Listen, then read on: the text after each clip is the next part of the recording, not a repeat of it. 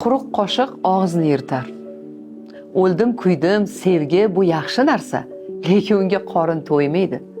Bu boshida go'zal ko'rinadi, lekin ertadan keyin, turmush qurgandan keyin muammolar aynan yetishmovchilikdan kelib chiqadi. Statistik ma'lumotlarga ko'ra, 90% oiladagi muammolarning sababi moddiy yetishmovchilikdan kelib chiqadi. Endi o'zingizga savol bering. O'ldim, kuydim qilib uylandingiz. Ertadan keyin kim boqadi? Farzandli bo'lsangiz, farzandingizga pampers, raddom, boshqa xarajatlarni kim to'laydi? Yana ota-onami? Yana ota-onani gardaniga tushadimi? Men shuni tushunmayman-da.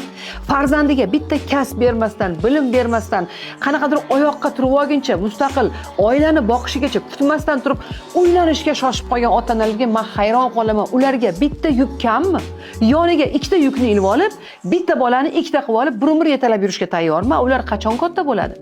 Ular hali o'zi bola, bolasini bolasi, endi ular 3 ta bo'ldi. Nimaga kerak bu narsa?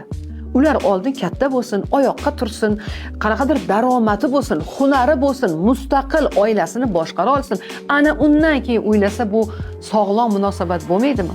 Yana boyagi gapimga qaytaman. Yosh oilalarda 90% menga kelishadi. Bitta muammo, yetishmovchilik, ta'minlay olmaslik, ming'ir-ming'ir, ting'ir-ting'ir har doim moddiy yetishmovchilikdan kelib chiqadi. Shuning uchun bitta maslahatim bor yoshlarga. O'g'ilmisiz, qizmisiz farqi yo'q. Birinchi navbatda o'zingizni oyoqqa qo'yib oling. Fundament qurib oling. Daromad, bilim, nimalardir hayotda erishing. Ana undan keyin uy quring. Ya'ni quruq sevdim, o'ldim, kuydimga qurilgan oila xuddiki fundamenti yo'q uyga o'xshaydi. Avval fundamentni qo'ying. Ana shunda uyingiz mustahkam bo'ladi. Meni to'g'ri tushunasiz degan umiddaman.